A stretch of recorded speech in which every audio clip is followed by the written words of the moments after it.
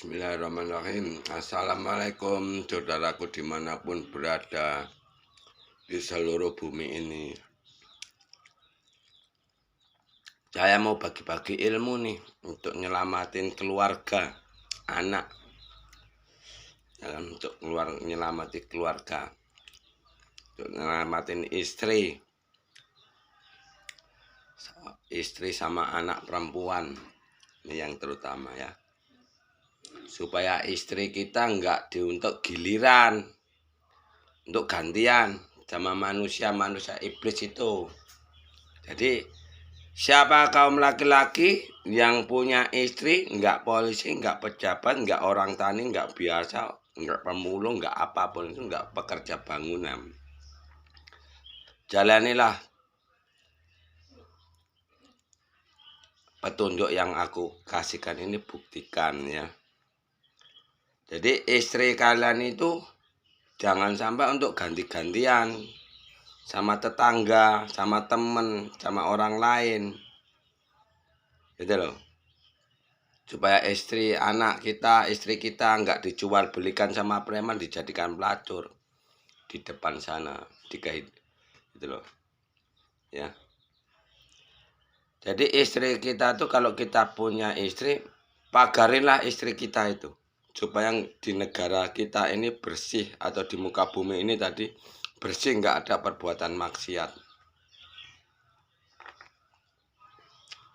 Terus anak gadis kita nggak dijadikan pelacur.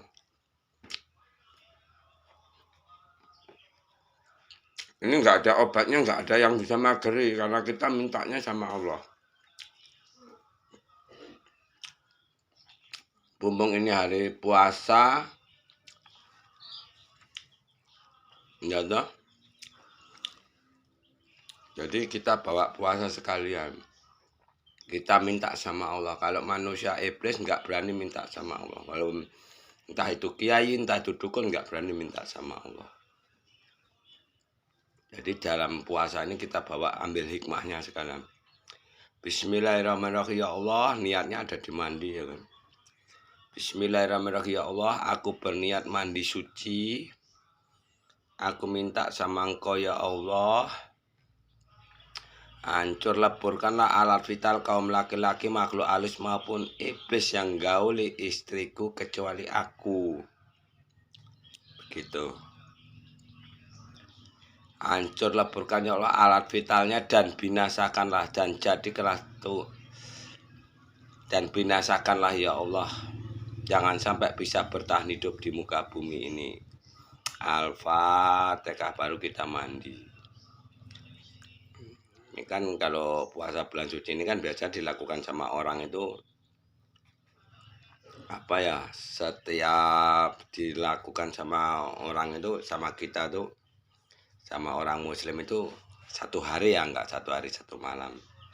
Jadi selama 1 hari itu habis mandi itu, kalau puasa 1 hari berarti subuh mandi ya. Nah, kalau enggak subuh ya habis mandi baru kita sholat. Kalau yang jalanin sholat kan gitu. Kalau yang enggak sholat ya enggak sholat, ya enggak ada paksaan sih. Baru zikir kita itu selama puasa itu Bismillahirrahmanirrahim. Bismillah, bismillah, bismillah, bismillah, bismillah, sambil bayangin istri kita. Jadi istri kita tuh nggak bakalan selingkuh. Kalau selingkuh ya biarin aja, resikonya laki-laki itu ya akan mati. Dengan begitu istri kita nggak bakalan lari sama kita. Atau kalau lari bakalan balik lagi. Kalau nggak balik lagi ya biar sama terong nanti dia ngadunya. Itu namanya istri yang durhaka sama suami. Makanya banyak perselingkuhan itu ya gara-gara kayak gitu. Nikah cerai kayak gitu. Ya udah, kita hadapan sama Allah, kita zikirin selama kita puasa itu pasti dikasih, nggak mungkin nggak dikasih, pasti terjadi. Apabila istri kita tinggal merantau, kita pergi, dia selingkuh, mati laki-laki itu, hancur alat vitalnya. Biar jadi laki-laki ini berubah menang, benar-benar jadi laki-laki sejati. nggak jadi laki-laki anjing. Nah, laki-laki kayak kita pun juga seperti itu. Kita mau makan istri orang ini, kita berpikirnya apa? Ah, bisa-bisa hancur nanti alat vitalku aku gauli. Jadi orang itu berpikir kayak gitu.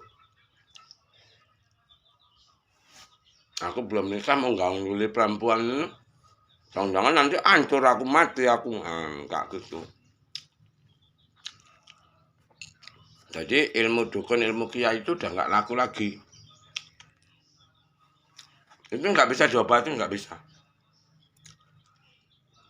Mau dukun, mau kiai, mau kayak mana, ilmunya orang Jawa, ilmunya Al-Quran apa itu pendeta, bisa sehebat apapun nggak bisa ngobat. Karena kita minta sama Allah SWT langsung.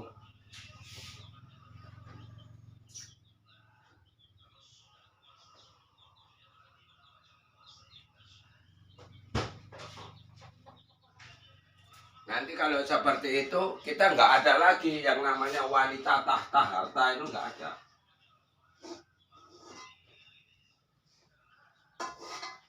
Namanya perang akhir zaman, Satrio Piningit Imam Mahdi Juru Selamat itu cara mimpinnya itu, pemimpin perang akhir zaman itu ya seperti itu. Caranya tuh seperti itu.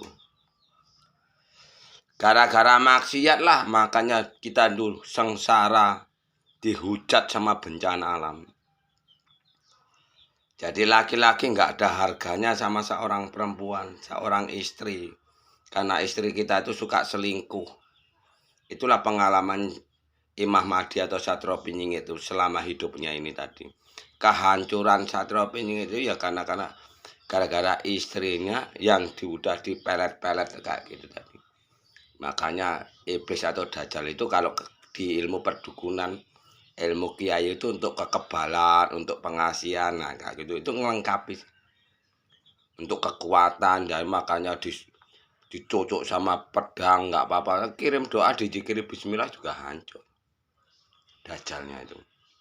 Dajjal jin itu akan hancur, makanya dia biar di alamnya sendiri sana. Zikir bismillah, doa bismillah itu pol udah tinggi, nggak ada lagi yang kuat dari itu.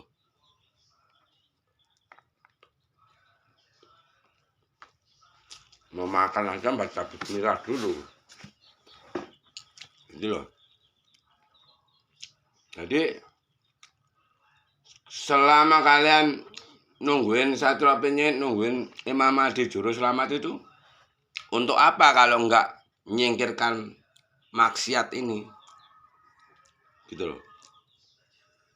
Jadi kalau Satrio Piningit ada tandanya ini, kayu lalat ini itu bohong itu semua. Itu kelakuan dajjal, kelakuan kiai dajjal yang udah dirasupi sama dajjal. Masalahnya kiai itu sendiri, dukun itu sendiri, spiritual sendiri itu nggak tahu maknanya Satrio Piningit Imam Mahdi Juru Selamat ini tadi untuk apa diturunkan, untuk menyelamatkan siapa, cara nyelamatnya kayak mana ya.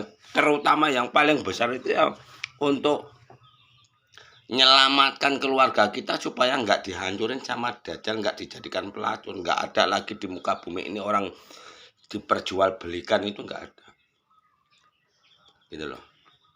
Jadi nggak ada lagi maksiat, nggak ada lagi wanita tahta harta gitu loh. Jadi kalau mau hubungan badan ya digaul, apa ya nikah gitu loh. Nggak suka-suka, nggak bisa.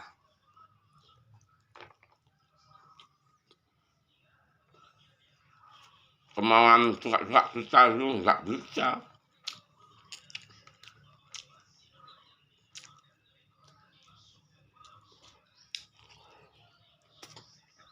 Dengan begitu nanti nggak ada lagi orang yang sombong, nggak ada lagi yang merasa kuat, merasa pinter, nggak ada lagi yang belajar ilmu ketuhanan, nggak ada yang ini. Kita mikirnya nyari makan, nyarikan anak istri. Nah, seperti itu. Kaya raya senang kayak manapun, kalau karena semua itu orang arogan itu karena iblis itu tadi sih. Gitu loh. Karena wanita tata harta ini tadi loh. ini. Karena yang dilihat Pak Rois itu dari RT orang biasa sampai ke atas sana. Lagi-lagi ya itu masalahnya. Kalau tak suruh ngelihat iblis juga nggak ngerti. Tak suruh lihat Dajjal juga nggak ngerti. Cuman Pak Rois yang ngerti. Gitu loh. Bukan aku menghina dukun atau kiai, enggak. Dukun sama kiai itu tengok dukunnya, tengok kiainya, tengok spiritualnya. Yang sifat-sifat 20 itu banyak yang aku lihat juga dia melenceng perbuatannya. Kayak gitu. Beda sama Pak Rois masuk-masuk ke tempat kafe-kafe itu, Pak Rois itu belajar, di situ dipelajari. Dikaji, karena itu perintah Allah. Kalau Pak Rois nggak masuk ke situ, kayak mana Pak Rois bisa ngerti?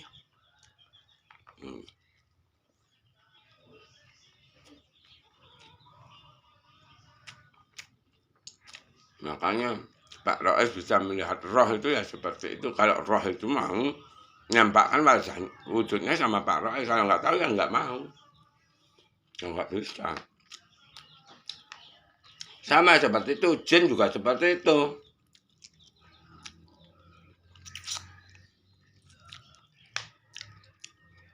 Jadi jin itu kalau ada keperluan sama Pak Rois, ya dia mau jumpai sama Pak Rois. Bisa secara nyata, bisa secara goib, bisa di alam mimpi. Tergantung tujuannya. Makanya SP nggak punya guru ya memang Pak Rois nggak pernah punya guru. Itu ibarat main ke tempat orang, itu belajar ngomong, itu dipelajari omongan orang ini. Kayak gitu. Kalau benar benarnya di mana, kalau salah salahnya di mana. Habis itu dikaji ulang. Kayak gitu. Kalau memang benar ini Satrio Piningitnya, walaupun aku bukan aku Satrio Piningit, ya paling tidak pengalaman aku ini bisa membuat negara kita ini, bumi ini tadi tenang, nggak ada lagi perbuatan-perbuatan maksiat.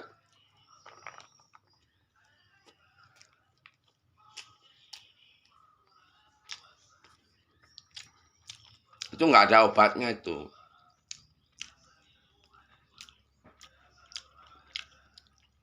Cuman Pak Rois yang bisa ngobati, tapi Pak Rois nggak mau. Nggak ada artinya ngobati manusia dajjal ini tadi. Itu jalani dulu, biarin aja. Kalau ada dukun, ada kiai yang berani ngobati ya biar aja, resiko tanggung sendiri. Karena yang maha kuasa itu, yang berkuasa itu kita, yang menguasai kita itu ibu sama bapak kita. Ibu bumi, bapak kuasa. Kan ada di video Pak Rois yang seperti itu. Apabila kita ngangkat penyakit orang itu, kalau memang sembuh, orang itu sembuh, penyakit itu akan ikut sama kita. Ini bahayanya ngobati, nolong orang itu seperti itu. Nah, Pak Rois sering sih ngobati dukun itu, kayak gitu. Makanya tak udah berhenti, nggak usah nolong orang dulu. Kalau nggak ngerti penyakit itu apa. Nggak gitu. Jangan sampai laki-laki jadi laki-laki suka membunuh anak kandung sendiri. Karena kaum laki-laki berbuat maksiat, membunuh anak kandung sendiri. Yang jadi anak itu air mani, bukan air susu. Kita jadi laki-laki, apabila kita wafat, anak kita itu jadi pelacur, tanggung jawab kita itu. Makanya banyak anak durhaka itu ya seperti itu.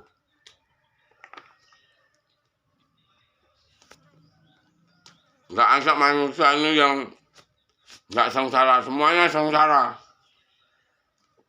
Nggak petani, nggak menteri keuangan Sri Mulyani itu juga sengsara itu.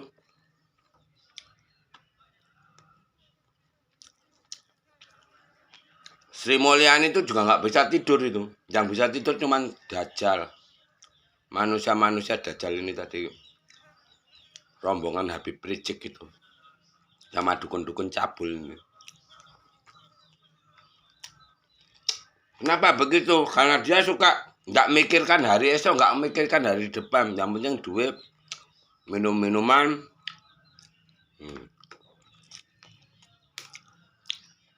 Untuk celaka nanti di depan sana dia nggak peduli. Nggak akan bisa berpikir seperti itu. Yang penting duit. Itu ajaran Ainun Najib. Ajaran Ustadz Somad. Jadi secaranya dia itu memang tutur katanya halus, lembut. Selembut buah dondong, sehalus buah dondong. Tapi di belakangnya, gaibnya, dajalnya kayak mana nyerang. Yaitu yang dibuat pageblok, setruk, itu yaitu. Dia menghina santet. Karena dia kalah cepat sama santet. Dajjal ini bisa gigit kitab, ini bisa gigit sini, bisa sini, bisa sini. Kalau sini orang yang sakit gigi, kalau sini ya langsung mati. Itu rajanya maksiat itu. Rajanya merusak rumah tangga orang.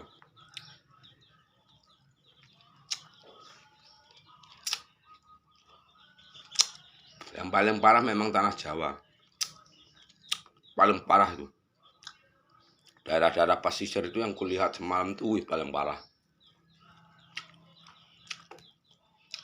Orang-orang yang maka pengasihan itu berarti ya suka berbuat maksiat. Karena pengasihan itu yang dibuat sama dukun itu ya iblis itu tadi yang dipanggil.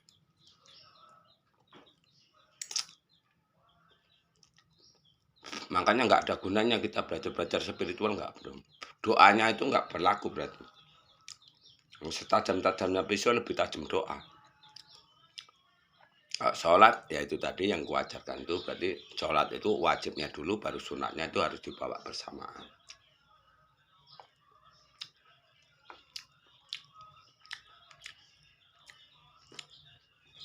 Nah, gitu. Ini kalian lakukan nggak ada wanita tata harta lagi. Semua orang nanti akan memiliki welas asih. Nggak bisa kita hidup sendirian. Nggak gitu. Perempuan juga kayak gitu, yang nggak punya rencana cita-cita kepengen jadi pelacur. Supaya kalian itu nggak dimanfaatkan sama laki-laki yang udah kerasupan ini tadi. Karena laki-laki yang kerasupan ini pandai dia. Ngomongnya tutur katanya bagus, baru nanti bisanya itu ngantam kita. Kita tadinya nggak suka, jadinya suka. Kayak gitu. Inilah temannya racun gaib. Jadi kita kena tipu. Tak tipu daya.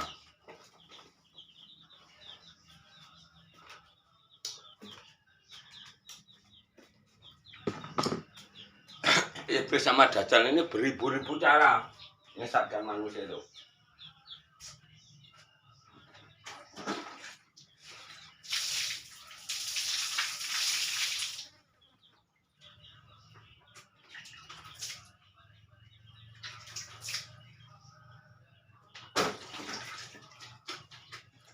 Selama hidup Pak Rois ini dari kecil sampai setua ini, yang ditunjukkan sama Pak Rois itu yang bikin masalah itu ya lagi-lagi ya orang-orang yang spiritual itu. Semacam dukun, kiai yang ngerti-ngerti dunia gaib, itu yang bikin masalah itu. Itu kalau dicermati sama sukma Pak Rois. Di kampung Pak Rois itu dulu itu ada dukun namanya Lasimin. Dukunnya. Itu yang bisa nerawang, apa mawangi hujan, bisa apa ini tuh yang jadi dituakan di situ. Rupanya yang bikin masalah itu dia. Makanya dukun yang namanya Lasimin ini tadi, dukun itu tadi kan lebih memilih dia nidurin istri orang daripada nikah. Jadi dia nidurin istri orang tuh sampai punya anak satu. Nah, dia turun di keponakannya, yang ku bilang keponakannya itu mondok. Kawan sekolah Pak Rois dulu. Dia mondok di Jawa sana 10 tahun atau berapa tahun itu mondok di Jawa. Tamat SD kok langsung pulang ke Jawa. Gitu mondok di Jawa, pulang dari sono orang sekampung mati semua. Guru-guru agama itu mati semua. Yang kira-kira membahayakan dia itu mati semua. Jadi dia pengen jadi dihormatilah di kampung itu. Dituakan di kampung itu. Padahal itu tadi dajjal yang di dalam tubuhnya. Kalau perempuan dilihat sama dia itu seperti yang dilihat Rogios itu. Perempuan dipandang dia, dibatin sama dia, bisa dibuka celananya tuh. Nggak susah payah dia nyari perempuan. Jadi yang membahayakan bunuh, yang nggak mau dekat sama dia bunuh. Itu yang perbuatannya muridnya Eyang siapa itu, yang di Jawa Timur itu, yang bikin bola yang segini, yang katanya belajar ilmu kebatinan itu, Mbah Hewu. Aduh. Yang nyelakai manusia itu ya ilmu-ilmu ya kayak gini nih. Itu Pak Roes dulu pura-pura mau ke sana, dia nggak berani sama Pak Roes. Ditelepon aja dia langsung nyerang secara halus, namanya Mbah Hewu itu.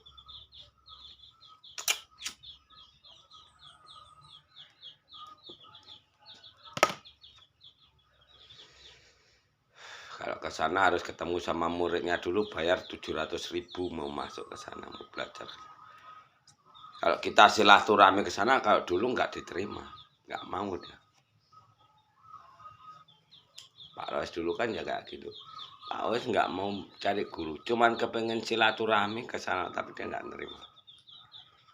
Karena dia tahu duluan siapa yang mau datang. Makanya Pak Roes tuh, waktu Pak Roes itu lewat nelpon itu lewat dari mana nih? Lewat apa? Ketepatan itu di Jawa Tengah, di Pati. Selama 1 minggu Pak Roes itu dihajar kayak gituan. Makanya Pak Roes ketawa. Apa kata Mbah Hewu itu?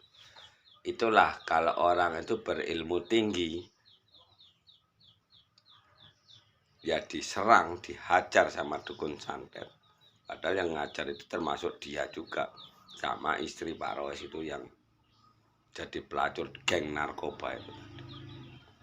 Namanya Sinarwati.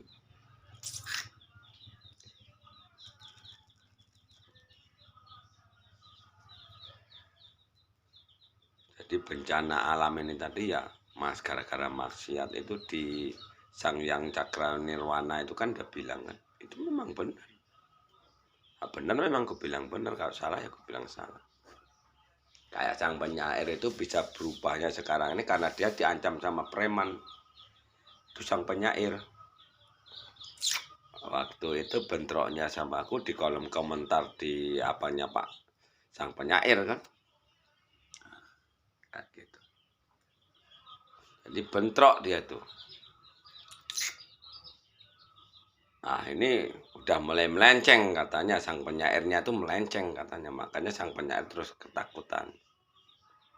Kan terus mau ditutup channelnya, bingung, nggak ditutup channelnya Pak sang penyair nggak dapat duit, nah rugi. Kesalahan sang penyair nggak mau nelpon aku, udah ngaku Satrio Piningit nggak mau nelpon, nggak mau belajar. Kak benar apa bukannya Satrio Piningit yang diceritakan di YouTube dia, harusnya kan dia tuh cerita kayak gitu, dia pahlawan gitu loh. Jangan dipikir berita di alam gaib itu semuanya akan dituntun sama dia. Ya nggak jadi dong Imam Mahdi Satrio Piningit ini turun. Nah, makanya yang di alam gaib itu dimintai pertanggungjawabnya dia nggak berani. Dia juga bisa bohong. Nah, buktinya mau bagi-bagi dana amanah nggak dibagi-bagi kan. Nah, katanya semalam yang YouTuber yang kemarin itu, yang berapa hari yang lalu ini, belum ada ke 1 bulan kurasa.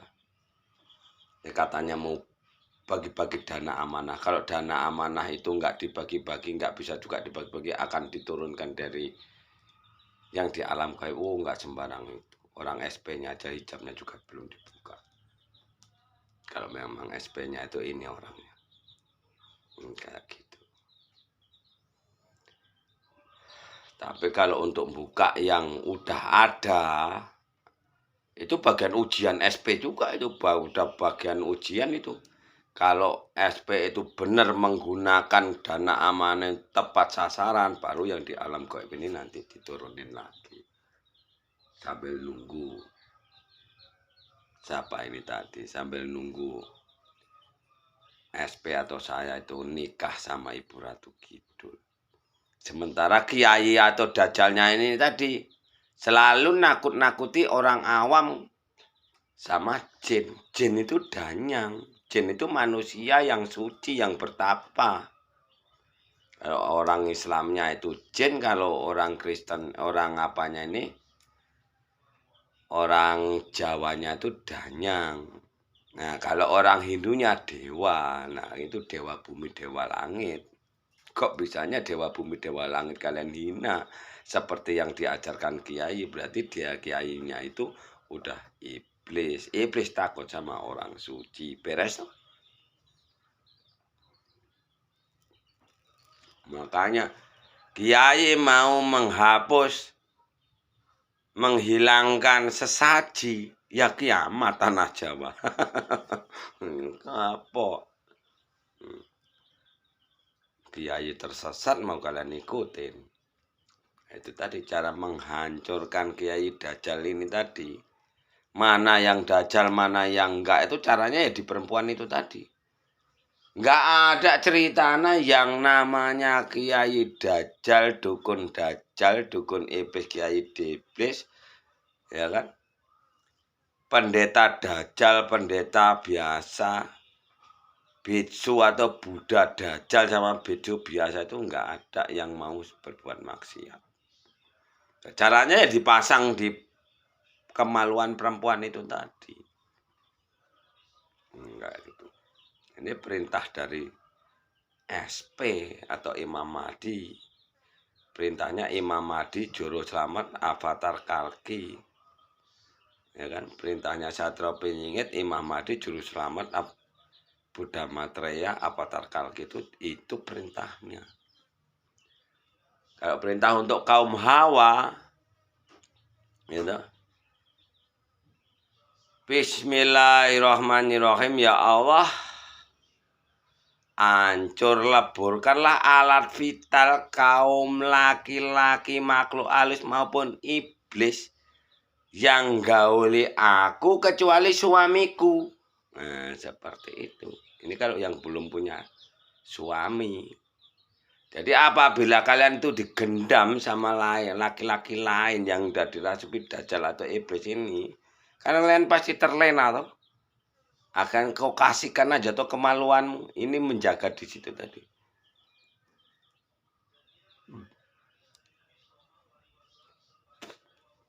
Kalau kalian nggak ada rencana untuk jadi pelacur, karena harus buat seperti itu. Baru zikirnya itu Bismillahirrahmanirrahim, Bismillah, Bismillah, Bismillah, Bismillah. Sambil bayangin apabila kau digauli laki-laki selain suamiku yang bisa menjaga dan melindungi aku, hancurkan ya Allah alat vitalnya dan binasakanlah. Nah, seperti itu. Jadi laki-laki yang udah ditempeli dajjal atau iblis mau nggak mau tetap kayak gitu. Jadi suatu saat itu kalau udah bersih lagi mana dajjal ini tadi gitu berbuat maksiat mati, mampus lah kau. Kayak gitu.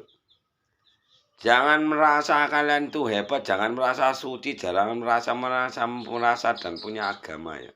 Enggak. Siti Hawa aja yang jelas-jelas istrinya Nabi Adam alaihissalam melakukan selingkuh. Ya begitu istri Siti Hawa selingkuh atau makan buah koldi ini tadi jadilah raka, jadilah bumi. Makanya perempuan itu ditakdirkan melahirkan itu karena hubungan maksiat itu tadi. Karena kita ini udah semuanya menanggung dosa ya mau nggak mau itu harus kita lawan. Jangan udah kita menanggung dosa, kita seluruh manusia ini tadi celaka, jangan ditambah celaka lagi anak-anak kita, cucu-cucu kita. Sambil nunggu hari kiamat, jangan berbuat maksiat lagi. Nah, gitu. Yang paling fatal itu tadi ya perbuatan maksiat ini tadi. Makanya ajaran Imam Mahdi Sadra Penyengit Avatar Kalki Buddha Matra ini tadi, nikah 1.101 juta perempuan pun nggak apa-apa asal kalian mampu gaulinya. Dosanya apa? Kalau kita kebanyakan ngisap darah perempuan ABCD, raga kita akan busuk, mati sekalian. Itu dosa keduanya. Selain membunuh anak kandung sendiri. Karena yang jadi anak nih, kalau kita nikahi sih nggak masalah. Itu untuk dosanya, yang penting jangan sampai digugurkan atau digugurkan. Kalau digugurkan nggak ditanam, dibuang kayak gitu aja jadinya tuyul. Makanya kalau ada kiai yang sekarang ini bilang itu tuyul itu gauli, majikannya itu udah tipu daya kiai dajjal. Tipu daya, udah ditipu kita itu. Tadi iblis ini pura-pura jadi kiai, pura-pura jadi biksu, pura-pura jadi pendeta, pura-pura jadi dukun. Yang akan menyesatkan orang awam. Namanya orang nggak ngerti mau bilang apa lagi. Nah, kayak gitu. Makanya nggak berlaku. Nanti kalau udah kalian buat seperti ini nggak laku. Terawang-terawangan itu udah nggak laku. Karena dajjal atau iblis ini tadi bisa masuk ke tubuh laki-laki, bisa masuk tubuh perempuan, bahkan bisa masuk ke tubuh banci. Ayo mulai sekarang sama-sama kita buat, kita pagari keluarga kita, istri kita, supaya nggak menjalankan selingkuh-selingkuh lagi, supaya nggak ada laki-laki lagi yang mau berbuat maksiat. Ya. Saya harap video ini bermanfaat dan sebarkanlah video ini kalau memang bermanfaat ke seluruh dunia. Yang Pak Roes Banji itu ya laki-laki itu tadi yang suka berbuat maksiat. Kalau perempuan itu sudah cukup penderitaan perempuan itu. Karena perempuan itu kaum yang lemah. Perempuan ini ya sama seperti Siti Hawa yang dijebak sama iblis. Kita jadi laki-laki harus bisa ngayomi perempuan. Perempuan yang bisa diayomi.